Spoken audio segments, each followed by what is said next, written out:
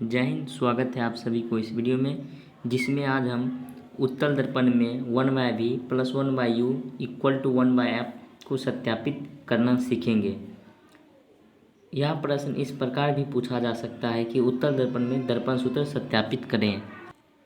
यह प्रश्न भी बहुत ही महत्वपूर्ण और वीवीआई है। जितना कि अवतल दर्पण में दर्पण सूत्र सत्यापित करना बार बार एग्जाम में पूछा जाता है, उसी प्रकार उत्तल दर्पण से दर्पण सूत्र सत्यापित करना एग्जाम में बार बार पूछा जाता है। यह कभी कभी 5 नंबर का भी आता है और 6 नंबर का भी आता है। तो इसको सत्यापित कैसे करेंगे? जब भी किसी को सत्यापित करते हैं तो उस सबसे पहले हम प्रमाण लिखते हैं। तो इसमें लिखेंगे प्रमाण।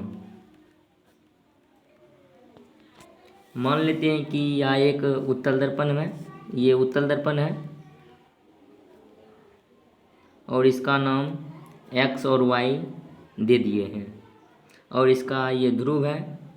और उत्तल दर्पण उसे कहते हैं जिसका परावर्तक सतह बाहर की ओर हो और पॉली सतह अंदर की ओर हो।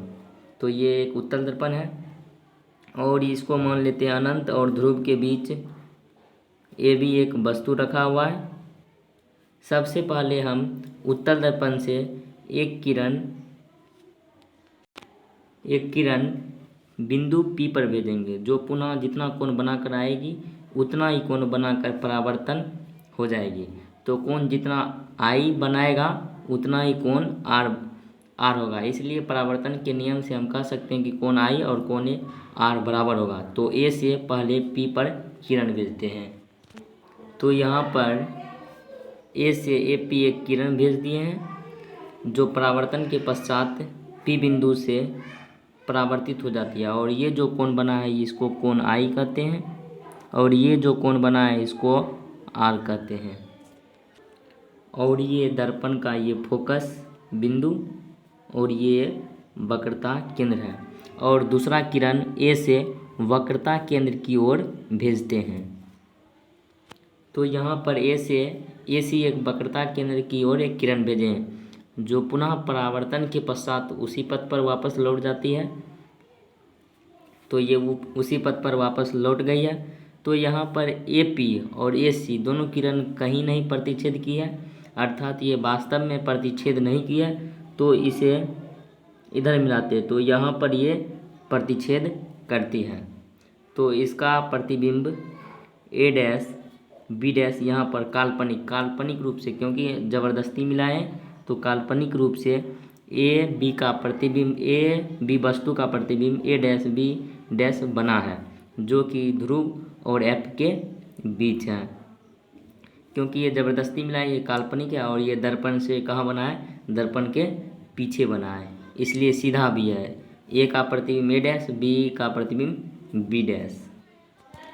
यहाँ पर जो भी माने है उसको लिख लेते हैं। कि जैसे माना कि XY एक उत्तल दर्पण है जिसका ध्रुव P, वक्रता केंद्र C और अनंत और P के बीच AB वस्तु रखा हुआ है, जिसका काल्पनिक प्रतिबिंब फोकस और ध्रुव के बीच A' B' बनता है।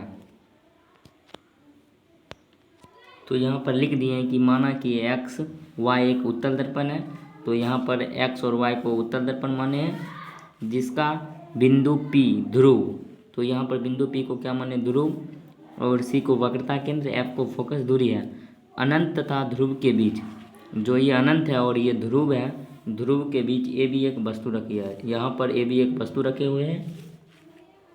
हुई है जिसका प्रतिबिंब फोकस F, ये फोकस F और ध्रुव P के बीच A' B' बनता है, प्रतिबिंब बनता है। तो A' और B' के बीच क्या बना है? प्रतिबिंब बना है। अब क्या करना है? अब समकोण त्रिभुज ABC ABP और समकोण त्रिभुज A' B' में जाना है। तो यहाँ पर लिख दिए हैं कि समकोण त्रिभुज ABP तथा A' B' P में, तो इसमें कोण B बराबर 90 डिग्री है और इसमें भी कोण B' बराबर 90 डिग्री है। तो यहाँ लिख देते हैं कोण B बराबर कोण B' बराबर 90 डिग्री। और यहाँ पर कोण B और बराबर B' बराबर 90 डिग्री दे दिए हैं। और यहाँ पर कोण आई और कोण पी ये भी बराबर है। यहाँ पर कोण आई और कोण ए डैश पी बी डैश बराबर है, क्योंकि ये दोनों शीर्षाभिमुख कोण है। कोण आर और कोण पी बराबर है, इसलिए कोण आई और कोण पी बराबर होगा। तो यहाँ पर लिख सकते हैं कोण आई यहाँ पर क्या है, ए पी बी बराबर होगा ए डैश पी बी डैश के। तो यहाँ पर लिख सकते हैं ए समरूपता से दोनों त्रिभुज क्या हो जाएगा, समरूप हो जाएगा। तो त्रिभुज ए बी पी समरूप त्रिभुज ए डैश बी डैश पी दोनों समरूप हो गया, तो इनके भुजा समानुपाती होती है। तो यहाँ पर लिख सकते हैं इसका भुजा ए बी है, तो ए बी बटा इसका भुजा क्या है, ए डैश बी डैश बराबर, और इसका आधार क्या है, बी पी बराबर यहाँ पर क्या है, बी डैश पी। इसको मान लेते हैं समीकरण 1। अब पुनः इसी प्रकार लिख सकते हैं कि ए बी सी समरूप है त्रिभुज ए डैश बी डैश सी के। वो कैसे, क्योंकि यहाँ पर बी 90 डिग्री है और यहाँ पर भी बी डैश इधर 90 डिग्री है, और कोण सी दोनों में उभयनिष्ठ है। तो ये ए समरूपता से दोनों त्रिभुज क्या हो जाएगा, समरूप। तो यहाँ लिख सकते हैं पुनः इसी प्रकार लिख सकते हैं कि त्रिभुज ए बी सी समरूप त्रिभुज ए डैश बी डैश सी, क्योंकि ये 90 डिग्री और दोनों में कोण सी क्या है, उभयनिष्ठ है। तो इसका भुजा और इसका भुजा क्या होगा, समानुपाती होगा, और इसके बराबर। तो यहाँ पर लिख सकते हैं ए बी बराबर ए डैश बी डैश बराबर होगा बी सी बटा बी डैश सी। इसको मान लेते हैं समीकरण 2।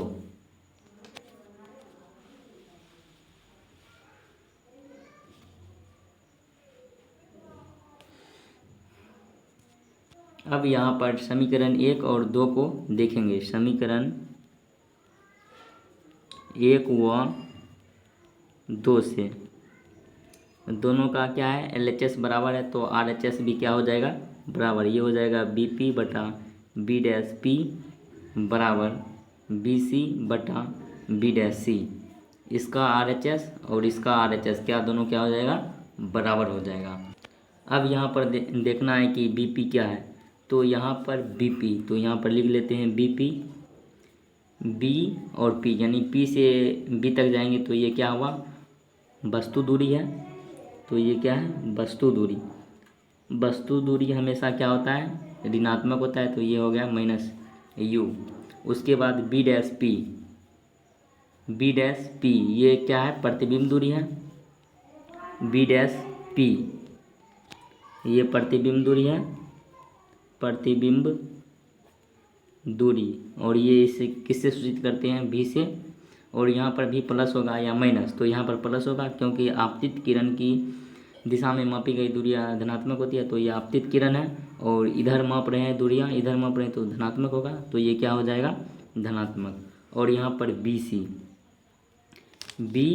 और सी यहाँ पर क्या है, तो इसको क्या क्या लिख सकते हैं, तो BP प्लस BC लिख सकते हैं, अर्थात BP को क्या लिख सकते हैं, माइनस U प्लस PC को R लिख सकते हैं, क्योंकि वक्रता त्रिज्या फोकस दूरी की दुगुनी होती है। तो इसको लिख सकते हैं 2F, और यहाँ पर B डैश C है। तो प्रतिबिंब से वक्रता केंद्र की दूरी, इसका बीच का दूरी कैसे निकालेंगे, तो ये पूरा जैसे यहाँ पर है बी डैश सी है, तो बी डैश सी, तो इसको PC में से बी डैश पी घटा देंगे, तो PC कितना है, 2F है, माइनस यहाँ पर बी डैश पी घटा देंगे, तो ये क्या है, प्रतिबिंब दूरी है, तो भी कर देंगे। तो यहाँ पर अभी बारी बारी से सबका मान रख देंगे। तो यहाँ पर बीपी को क्या लिखेंगे, -u बटा b', b' को क्या लिखेंगे, v बराबर bc क्या है, -u है प्लस 2f है तो 2f दे देंगे बटा b' को क्या लिख सकते हैं, 2f v लिख सकते हैं। और यहाँ पर गुना कर देंगे, तो यहाँ पर गुना करेंगे तो -u प्लस 2f से गुना करेंगे तो क्या हो जाएगा,